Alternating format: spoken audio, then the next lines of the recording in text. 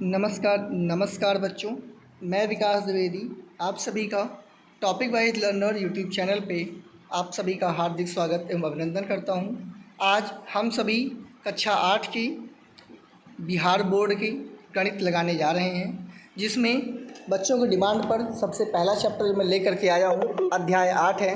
उसका नाम है राशियों की तुलना। राशियों की तुलना नामक चैप्टर में हम लोग क्या पढ़ेंगे, जैसे राशि शब्द आ गया। राशि मतलब यहाँ पर कोई भी दो वस्तु, तो यहाँ पर दो वस्तुओं के बीच में जब भी हम लोग तुलनात्मक अध्ययन करेंगे तो उसको हम लोग क्या बोल देंगे, राशियों की तुलना करना। दो वस्तुओं के बीच में तुलनात्मक अध्ययन करना ही क्या कहलाता है, दो राशियों की तुलना करना। इसमें हम लोग ये सीखेंगे कि मतलब कोई भी वस्तु, एक वस्तु का दूसरे वस्तु के कंपैरिजन में, दूसरे वस्तु की तुलना में कितना गुना है। जैसे हम लोग उदाहरण के लिए समझ लेते हैं, मान लीजिए हम लोग ले लेते हैं, मैंने यहाँ पर बना दिया, चलिए ये हो गया हमारा। इसको मैं एक पिज़्ज़ा मान लेता हूँ छोटे साइज़ का, और इसको मैं मान लेता हूँ थोड़ा बड़े साइज़ का पिज़्ज़ा। तो इन दोनों में हम लोगों को क्या डिफरेंस देखने को मिलेगा, क्या अंतर देखने को मिलेगा। जैसे मैंने क्या मान लिया कि यहाँ पर, एक मिनट आ गया, हाँ, यहाँ पे इसका जो व्यास है, ये व्यास जो है इसका व्यास मैं मान लेता हूँ कि 8 सेंटीमीटर है। इसका व्यास कितना है, 8 सेंटीमीटर है। दूसरे वाले पिज़्ज़ा का जो व्यास है, इसका व्यास मान लेता हूँ कितना सेंटीमीटर है, 16 सेंटीमीटर है। अब पूछा गया कि पहला वाला जो पिज़्ज़ा है और दूसरा वाला पिज़्ज़ा है, इन दोनों के बीच का अनुपात बताइए। तो अनुपात नाम सुनने के बाद में आप लोगों के मन में उत्सुकता बढ़ रही होगी, इसे अनुपात किसे कहते हैं। तो जैसे इन दोनों के बीच में एक ऐसे दो बिंदा रख दिया जाए, दो बिंदा मतलब इसी को हम लोग कह देते हैं, क्या बोल देंगे, जैसे हिंदी में अगर पूछते हैं तो होता है विसर्ग, परंतु गणित में इसे क्या कह देंगे हम लोग, गणित में इसे अनुपात कह देंगे, ठीक है। तो जब भी अनुपात पढ़ेंगे तो अनुपात का सीधा सीधा अर्थ हो जाता है दो मात्राओं की तुलना करना। अब यहाँ पर हम लोग दो अलग अलग मात्राओं की तुलना कर रहे हैं और देख रहे हैं कि मतलब कौन किससे कितना बड़ा और कितना छोटा होता है। देखो, जैसे पहला वाला पिज़्ज़ा कितना सेंटीमीटर था, उसका रेडियस, उसका व्यास 8 सेंटीमीटर। दूसरे वाले का व्यास कितना हो गया, 16 सेंटीमीटर। तो अब इसका ध्यान दो आप लोग कि जब भी हम लोग इसे हल कर रहे होंगे तो ये वाली दोनों सेम होने चाहिए, दोनों चीज़ें समान होनी चाहिए। यहाँ पर सेंटीमीटर लिखा है ऊपर, तो नीचे भी सेंटीमीटर। ऊपर अगर मीटर होता तो नीचे भी मीटर। ऊपर अगर मान लो मैं रोटी लिखता तो नीचे भी रोटी। ऊपर अगर पूड़ी लिखते हैं तो नीचे भी पूड़ी। कहने का अर्थ ये हुआ कि जो ऊपर लिखा जाएगा वही चीज़ नीचे लिखा जाएगा। चलो, तो यहाँ पर सेंटीमीटर ने सेंटीमीटर को हटा दिया, और 8 एकम 8 और 8 दूनी 16। अब इन दोनों का अनुपात कितना आ गया, इसका अनुपात हो गया 1:2। तो बच्चों, मैं उम्मीद करता हूँ कि आप लोग समझ गए होंगे कि अनुपात को हम लोगों को निकालना होगा, तो अनुपात कैसे निकालेंगे। अब हम लोग चलते हैं प्रश्नों की तरफ। जैसे इसमें पहला प्रश्न आप सभी को देखने को क्या मिल रहा है, प्रश्नावली 8.1 में हम लोग किसका अनुपात बताना है, अनुपात 14 मीटर का अनुपात बताना है। किससे हम लोगों को 14 मीटर का अनुपात, एक मिनट, 14 मीटर का अनुपात बताना है 7 मीटर 35 सेंटीमीटर से। तो यहाँ पर एक तो मीटर है, यहाँ भी मीटर आ गया, ठीक है, परंतु बाद में यहाँ क्या लिखा है, सेंटीमीटर। तो पहले हम लोग किसको किस में परिवर्तित करेंगे, पहले मीटर को सेंटीमीटर में परिवर्तित कर लेंगे। तो देखते हैं कैसे क्या होगा। 1 मीटर में कितना सेंटीमीटर होता है, पता है आप लोगों को, नहीं पता है, कोई बात नहीं, मैं यहाँ बता देता हूँ। 1 मीटर में कितना सेंटीमीटर हो जाएगा, 100 सेंटीमीटर। 1 मीटर में कितना सेंटीमीटर, 100 सेंटीमीटर। तो अब हम लोग को यहाँ पे आगे कितना दिया गया है, यहाँ दिया गया है 14 मीटर। तो 14 मीटर को पहले किस में चेंज करेंगे, सेंटीमीटर में बदलेंगे हम लोग। तो 14 मीटर बराबर कितना सेंटीमीटर हो जाएगा, तो यहाँ पे हम लोग 14 का गुणा किससे कर लेंगे, 14 गुणे 100 कर लेंगे। ये कितना हो जाएगा, 1400 सेंटीमीटर। वैसे ही दूसरा वाला भी बदल लेंगे, दूसरा वाला ले लेंगे हम लोग 7 सेंटीमीटर, जो दिया गया है 7 मीटर। ये क्या हो गया, 7 मीटर को जब बदलेंगे तब क्या करेंगे, 7 गुणे 100 सेंटीमीटर कर देंगे हम लोग। और जब हम लोग 7 गुणे 100 करेंगे तो कितना उत्तर आ जाएगा, 7 गुणे 100 करने के बाद में हो जाएगा 700 सेंटीमीटर। इसमें कितना हम लोगों को जोड़ना है, और जोड़ना है इसमें 35 सेंटीमीटर। तो 35 सेंटीमीटर हम लोग इसमें और जोड़ते हैं। तो देखो 7 मीटर प्लस 35 सेंटीमीटर कितना हो जाएगा। तो 7 मीटर का मतलब ऊपर कितना आ गया है, ये 7 मीटर का मतलब 7 मीटर का मतलब ये हो चुका है 700 सेंटीमीटर। 7 मीटर का अर्थ 700 सेंटीमीटर हो गया, और इसमें और कितना जोड़ देना है 35। तो 700 और 35 जोड़ेंगे तो कितना हो जाएगा, ये हो जाएगा हमारा 735 सेंटीमीटर। अब हम लोग इतना करने के बाद में पहला प्रश्न हल करेंगे, और इसमें क्या लिखेंगे, इसका आप मान लो मैं हल कर रहा हूँ। तो इसमें क्या हो गया, ऊपर लिखेंगे 14 मीटर, और बटे में क्या लिखेंगे, उसके बटे में हो जाएगा 7 मीटर 35 सेंटीमीटर।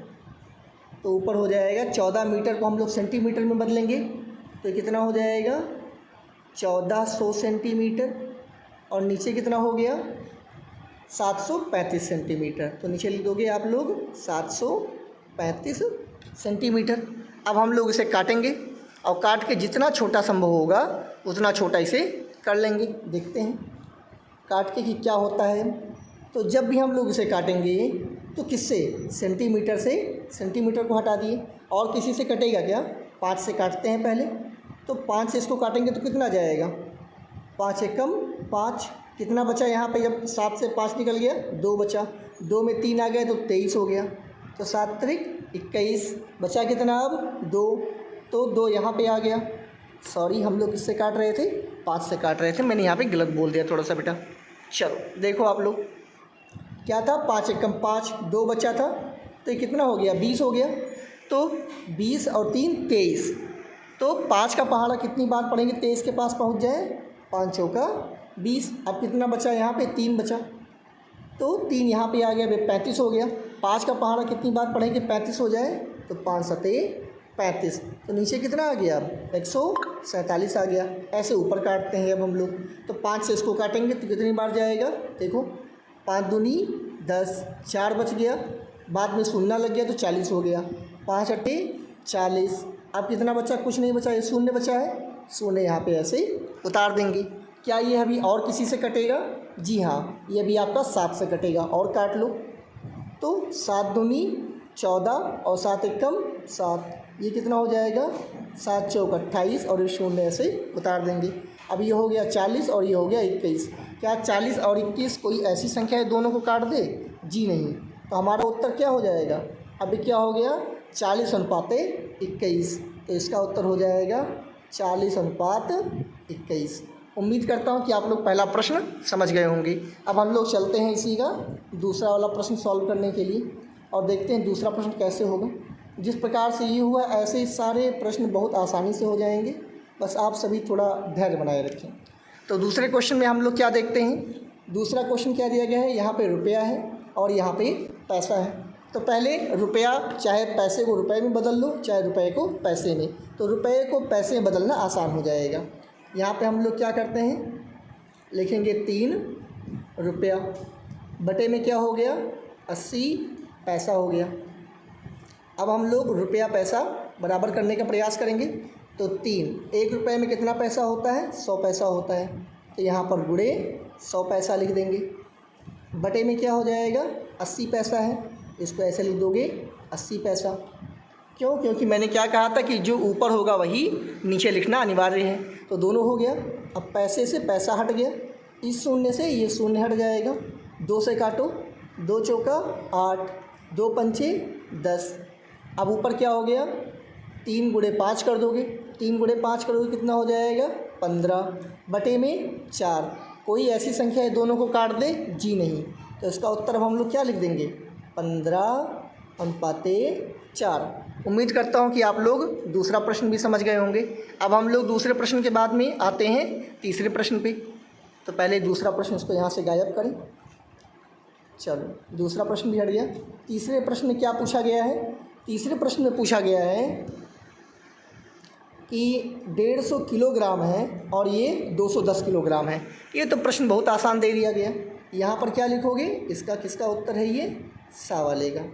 तो ऊपर लिखोगे 150 किलोग्राम, 150 किलोग्राम बटे में क्या लिखोगे 210 किलोग्राम। तो मतलब यहाँ ऊपर नीचे दोनों समान चीज़ें आ गई। अब थोड़ा आसान हो गया, ये दोनों ऐसे कट जाएगा, शून्य से शून्य कट जाएगा और 3 सतह 21 और 3 पच्चे 15। ऊपर कितना आ गया 5, नीचे कितना आ गया 7, मतलब ये क्या हो गया 5/7। इसको हम लोग कैसे लिख देंगे बराबर लगा के 5:7। उम्मीद करता हूँ ये वाला भी आप लोग समझ गए होंगे। अब हम लोग चलते हैं इसके चौथे पार्ट की तरफ। और चौथे पार्ट में क्या देखेंगे, चौथे पार्ट में ये घंटे में दिया गया है और ये मिनट में दिया गया है। तो घंटा और मिनट फिर साथ में करना होगा एक साथ हम लोगों को। चलो दा वाला प्रश्न करते हैं और देखते हैं। ऊपर क्या हो गया 2 घंटे हो गए और नीचे क्या हो गया, नीचे हमारा 50 मिनट हो गया। तो घंटा और मिनट फिर एक साथ करने का प्रयास करिए। 1 घंटे में कितना मिनट होता है 60 मिनट होता है। तो 2 × 60 कर देंगे, ये भी हमारा किस में बदल गया मिनट में बदल गया, बटे में 50 मिनट। अब फिर से हल करेंगे तो मिनट कट गया, शून्य से शून्य कट गया। अब कुछ और कट रहा है नहीं कट रहा है, तो कितना आ गया 2 × 6 करेंगे तो 2 × 6 12 बटे में 5 बराबर क्या हो जाएगा 12:5। उम्मीद करता हूँ कि आप लोग ये वाला प्रश्न भी समझ गए होंगे। अब हम लोग बढ़ते हैं दूसरे प्रश्न की तरफ। तो इसमें दूसरा प्रश्न क्या पूछ रहा है, दूसरा प्रश्न पूछ रहा है, ये वाला क्वेश्चन है दूसरा। देखो इसमें अनुपात को प्रतिशत में बदलिए। तो अनुपात को प्रतिशत में कैसे बदलेंगे हम लोग, देखो बेटा। तो इसका दूसरा प्रश्न का आ वाला हल कर रहे हैं अब हम लोग। तो 3:5 बराबर 3 अनुपात का आ जाएगा बटा में 3/25 गुणे में कितना कर देंगे 100। 25 से कम 25, 25 चौका 100, तो कितना हो गया 3 × 4 कर दो, 3 चौका 12, 3 चौका 12। तो ये 12% उत्तर आ गया। आप लोग समझ गए इसे। चलिए अगर नहीं समझ पाए तो इसका हम लोग दूसरा पार्ट करने जा रहे हैं, उसमें समझ लेंगे। तो दूसरे पार्ट में फिर हम लोग देखते हैं इसका बा वाला। आ हो गया था, अब इसका बा में क्या दिया गया है 16:25। यहाँ लिखेंगे 16:25 बराबर 16 अनुपात का मतलब बटे में हो गया 25, गुणे में हो गया 100। 25 से कम 25 और 25 चौका 100। अब 16 × 4 कर दो आप लोग, तो कितना हो जाएगा 16 चौको 64। तो कितना परसेंट हो गया 64%। अब हम लोग फिर चलते हैं इसके बास हो गया। अब हम लोग आते हैं सा की तरफ, मतलब इसका तीसरा पार्ट करते हैं। इसका तीसरा पार्ट, तीसरे पार्ट में क्या दिया गया है 3:16। तो लिख दो 3:16 बराबर 3/16। प्रतिशत में करना है गुणे 100। 4 से काटो, 4 चौक 16, 4 से इसे काटोगे तो 4 दूनी 8। यहाँ पर कितना बच गया 2 बच गया, यहाँ आ गया तो 20 हो जाएगा। 4 पंचे 20। अब और तो कुछ कटेगा नहीं, तो 3 × 25 कर दोगे कितना हो जाएगा 75। क्या हो गया अब ये 75। और यहाँ पर बटे में क्या हो जाएगा 4। अब इसमें लगा दो प्रतिशत, लेकिन इसको हम लोगों को अभी और क्या करना है मिक्स्ड फ्रैक्शन में कर लेते हैं हम लोग। तो ये 4 हो गया। अब 75 को भाग दो 4 से, तो 4 एकम 4। अब कितना बचा यहाँ पे 3 बचा, 5 के आगे 3 आ जाएगा 35 हो जाएगा। तो 4 × 8 32। अब कितना बचा 3 बचा, तो 3 यहाँ पे ऊपर लिख देंगे ऐसे। तो इतना परसेंट उत्तर हो गया 18 सही 3/4%। उम्मीद करता हूँ कि आप लोग ये वाला प्रश्न भी समझ गए होंगे। अब हम लोग चलते हैं प्रश्न नंबर 3 की तरफ। प्रश्न नंबर 3 में क्या पूछ रहा है, प्रश्न नंबर 3 इसमें पूछ रहा है कि 60 विद्यार्थी हैं, उसमें से 40% विद्यार्थी ऐसे हैं जिनको विज्ञान विषय रुचिकर लगता है।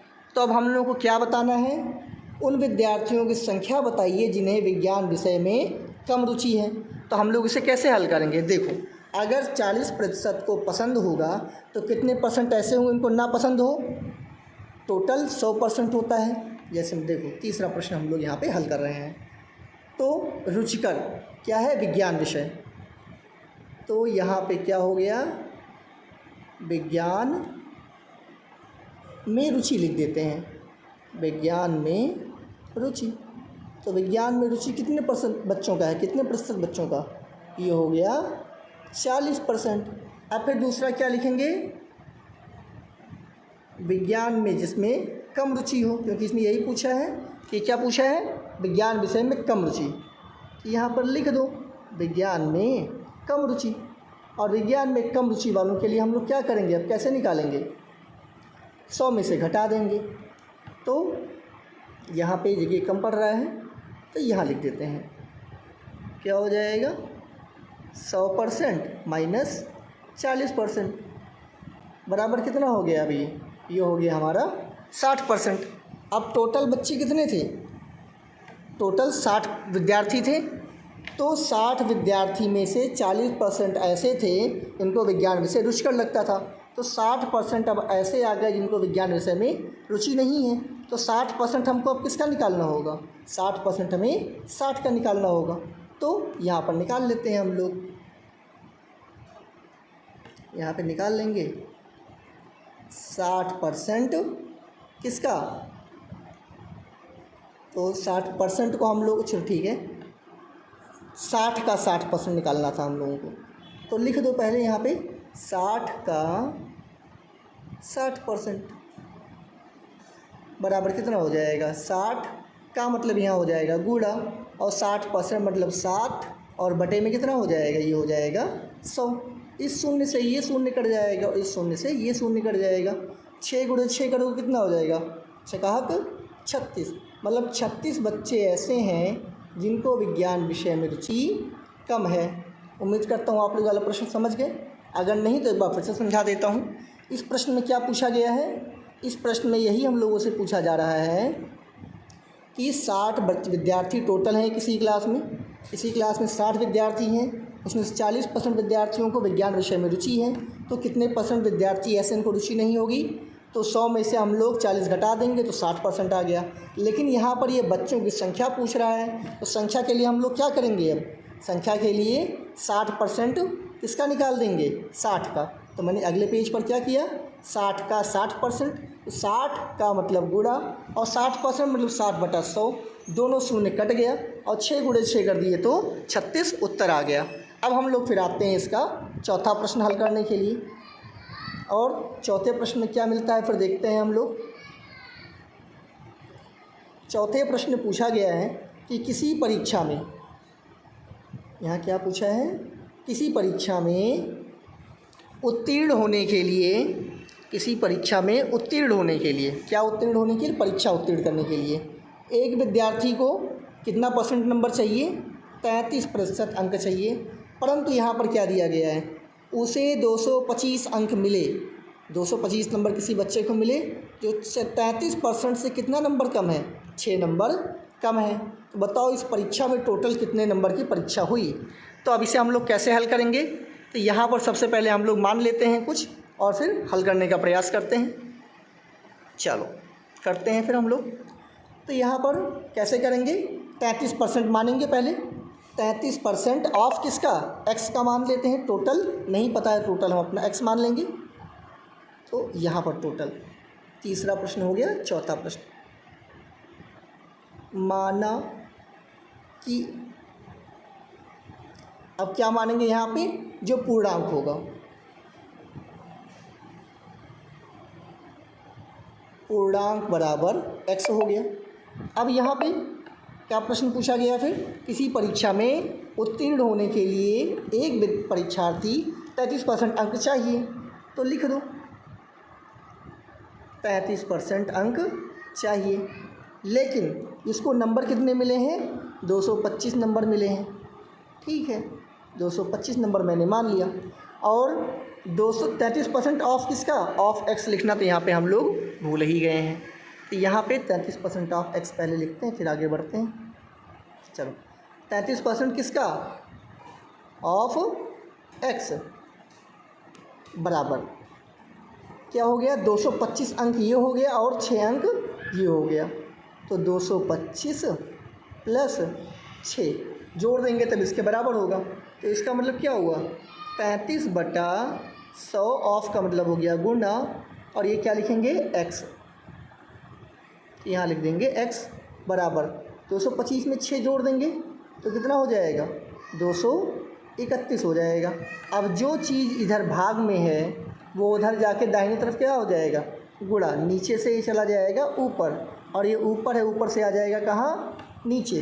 तब क्या हो जाएगा ऐसी स्थिति में, ऐसी स्थिति में हम लोग मान निकालते हैं x का। तो x का मान क्या हो जाएगा, यहाँ पे हम लोग हल करते हैं। इस पेज को हटाना पड़ेगा पहले, सॉरी, चलो अब ये पेज हम लोगों का हट गया। अब फिर से हम लोग आते हैं, इधर देखते हैं कि क्या था इस पेज में। हाँ 33% था, तो 100 ऊपर चला जाएगा और 33 नीचे आ जाएगा। तो यहाँ पर फिर लिखते हैं हम लोग x बराबर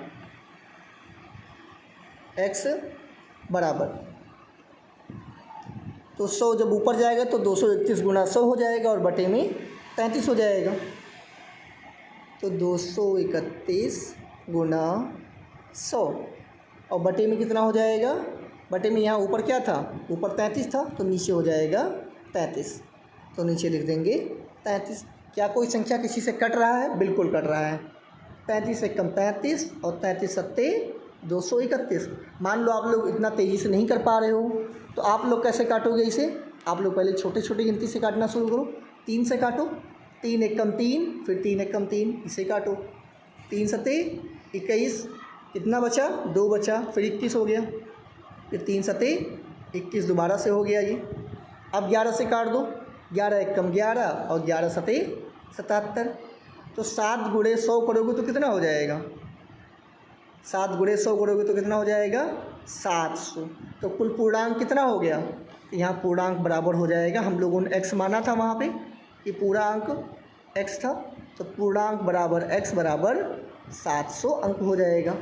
अब हम लोग इसके बाद आते हैं 5वें प्रश्न की तरफ। 5वां प्रश्न इसमें क्या पूछ रहा है, 5वां प्रश्न में पूछ रहा है, 5वां प्रश्न, हाँ 5वां प्रश्न पूछ रहा है, रहीम अपना निवास स्थान मतलब अपना घर 8 बजे सुबह छोड़ देता है और उसी दिन शाम को 4 बजे वापस चला आता है, मतलब घर लौट आता है। तो 24 घंटे का कितना प्रतिशत वो निवास स्थान पर व्यतीत करता है, मतलब 24 घंटे का कितना % वो अपने निवास स्थान पर रहा, ये हम लोगों को हल करके बताना है। चलो करते हैं, देखते हैं। 5वां, तो सुबह कितने बजे अपना घर छोड़ता है, रहीम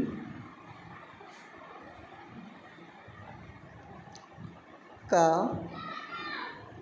निवास स्थान पर व्यतीत समय, तो अपने निवास स्थान पर कितना समय बिताता है ये हम लोग को निकालना है पहले। तो रहीम का निवास स्थान पर व्यतीत समय कैसे निकालेंगे हम लोग, देखो यहाँ पर क्या हो गया, शाम 4 बजे तक हो गया और सुबह गया कितने बजे था, 8 बजे गया था। तो हम लोग कैसे निकालेंगे, जैसे कि हम लोगों ने घड़ी वाले चैप्टर में पढ़ रखा है कि जब 12 बजे से ज़्यादा हो जाता है तो उसमें क्या करते हैं, उस समय में हम लोग 12 जोड़ देते हैं। तो यहाँ पर 12 बजे से 4 ज़्यादा हो गया है तो क्या करेंगे हम लोग, 12 में 4 जोड़ देंगे तो शाम को हो गया, तो मतलब ये कितना हो गया 16 बजे। मान लो नहीं निकाल पाते हो ऐसे आप लोग, तो क्या लिखोगे, शाम 4 बजे। शाम 4 बजे से क्या घटाओगे, माइनस सुबह 8 बजे। सुबह 8 बजे हो जाएगा हम लोगों का। अब इसको हल करेंगे हम लोग कि कैसे हल होगा। तो शाम 4 बजे को हम लोग 12 में 4 जोड़ देंगे क्योंकि 12 बजे से ज़्यादा हो जाता है, तो ये हो गया 16 माइनस ये लिख देंगे ऐसे ही 8। 16 से 8 घटा देंगे हम लोग तो कितना हो गया 8 घंटे। मतलब वो घर पे अपना कितना घंटा बिताया, घर पे टोटल 8 घंटा बिताया। तो अब घर पे कितना घंटा नहीं रहा, अगर वो घर पे 8 घंटा रहा है तो कितना घंटा नहीं रहा, 24 घंटे में से इसको हम लोग घटा देंगे। देखो 24 घंटे में से घटा दो तो घर पर कहाँ गया ये, तो रहीम घर पर नहीं रहा, घर पर कितना समय नहीं रहा, कितना समय नहीं रहा। 1 मिनट, क्वेश्चन में क्या पूछा था? क्वेश्चन में पूछा था अच्छा निवास स्थान कितना % है। अरे वाह, तो बड़ा आसान क्वेश्चन है, इस चीज़ को हम लोग करना ही नहीं है, इस चीज़ को हटा दीजिए आप लोग। कितना देर रहा कितना देर नहीं रहा उससे मतलब ही नहीं है, ठीक है, क्योंकि प्रश्न में बस केवल यही इतना पूछ रहा है कि इसका % बता दो 24 घंटे का। तो 24 घंटे का % हम लोग कैसे निकालेंगे? बस ये हो गया 8 ऊपर हो जाएगा, ये 8 ऊपर लिख देंगे, यहीं पे कलर चेंज करके मैं यहीं समझा दे रहा हूँ। चलो, तो यहाँ पर कितना टाइम हो गया? 8 घंटे ऊपर, मतलब जितना देर वो घर पे रहा। 8 घंटे कहाँ गया?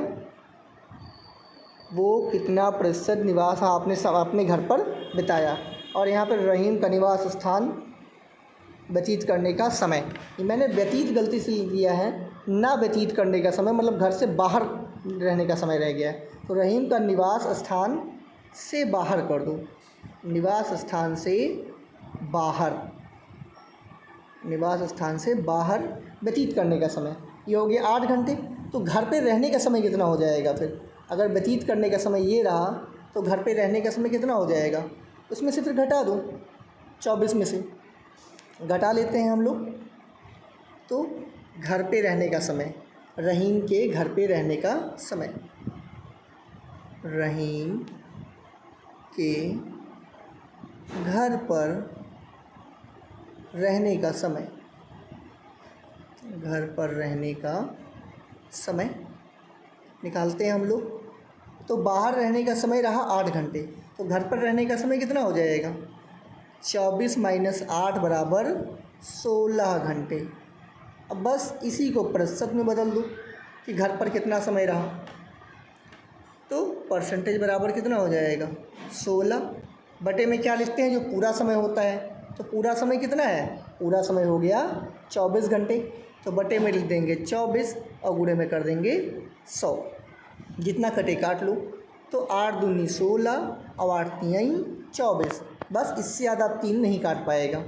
तो 100 गुणे 2 करोगे तो कितना हो जाएगा? 200 बटे 3%।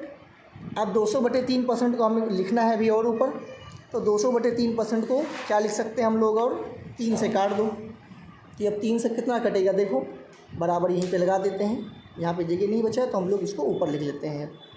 तो 3 यहाँ पे लिख दो, ऐसे लगा दो, 3 छक 18, कितना बचा? 2 बचा, इसके पास आ जाएगा 20 हो जाएगा। फिर से 3 छक 18, कितना बचा? 2, जो बचा उसको ऊपर लिख देंगे और इतना प्रतिशत हमारा उत्तर हो जाएगा। उम्मीद करता हूँ कि आप लोग ये प्रश्न भी अच्छे से समझ गए होंगे। अब बचा है इसका अंतिम प्रश्न, जो कि है प्रश्न नंबर 6। तो प्रश्न नंबर 6 की तरफ हम लोग बढ़ते हैं आगे, और इसी के साथ में हम लोगों का ये एक्सरसाइज, ये प्रश्नावली समाप्त हो जाएगी। तो प्रश्न नंबर 6 में देखते हैं क्या पूछा गया है। प्रश्न नंबर 6 में, प्रश्न नंबर 6 में दिया गया है कि पहली संख्या दूसरी संख्या से 20% अधिक है। तो मानते हैं, माना कि, क्या माना? माना कि पहले दूसरी संख्या मानो। क्यों? क्योंकि जिसके रिस्पेक्ट में दिया गया हो, मतलब जिससे अधिक है, जिससे कम है, पहले उसको माना करो। तो माना कि दूसरी संख्या, दूसरी संख्या बराबर क्या हो गया? दूसरी संख्या बराबर x% हो गया, और ये उससे कितना % अधिक है? 20% अधिक है। ये हो गया x%, और दूसरी संख्या उससे, मतलब पहली संख्या उससे कितना ज़्यादा है? 20% ज़्यादा है। तो लिख दो पहली संख्या बराबर, पहली संख्या बराबर, तो x% में कितना % जुड़ जाएगा? ये हो जाएगा 20% हमारा जुड़ जाएगा। तो अब पूछा है कि दूसरी संख्या पहली संख्या से कितना % कम है। तो दोनों का अंतर लिखते हैं हम लोग। यहाँ पे पहले इसको मिटाओ, चलो आ जाओ अंतर की तरफ। अंतर, तो अंतर बराबर पहली संख्या माइनस दूसरी संख्या। तो पहली संख्या माइनस दूसरी संख्या कर लेते हैं हम लोग। तो पहली संख्या से दूसरी संख्या घटाएंगे तो उत्तर हमारा कितना आएगा, ये लिखना है। तो पहली संख्या हमारी कितनी है? अब x + 20%, और दूसरी संख्या है हमारी x%। तो चलते हैं और हल करते हैं इसको भी। अच्छा, ये पेज भी अभी गंदा ही है, चलो ये पेज भी हम मिटा दे रहे हैं। चलिए, ये पेज भी आपका क्लियर हो गया। अब यहाँ पर पहली संख्या से दूसरी संख्या घटाना है। तो पहली संख्या कितना है, x% प्लस 20%, और वो कितना है दूसरी संख्या x%। तो लिखते हैं हम लोग यहाँ पे बराबर में x% प्लस 20% माइनस, फिर से क्या हो जाएगा ये x%। तो ये दोनों कट गया, कितना बचा, ये अंतर हो गया 20% का। अब बताना है, क्या बताना है यहाँ पे हम लोगों को, कि दूसरी संख्या जो है वो पहली संख्या से कितना प्रतिशत कम है। अब ये कैसे निकालेंगे, देखो यहाँ पे हम लोग निकाल रहे हैं। चलो ये कलर ले लेते हैं। तो दूसरी संख्या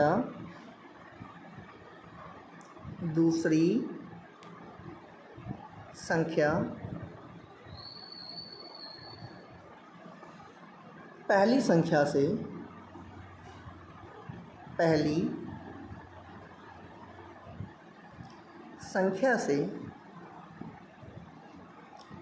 कितना प्रतिशत कम। अब इसको हम लोग बराबर में हल करते हैं। तो बराबर में कितना हो जाएगा, 20% कम है तो लिख देंगे ऊपर में 20, बटे में कितना लिखेंगे हम लोग। अगर ऊपर में 20% हो गया तो नीचे कितना परसेंट हो जाएगा।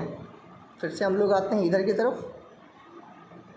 हमेशा इस चीज़ का ख्याल रखिए कि अगर ये चीज़ मान लो x% को ना मान के अगर मैं इसको 100% माना होता तो ये हमारा कितना परसेंट हो गया होता अब तक, ये हमारा हो गया होता 120%।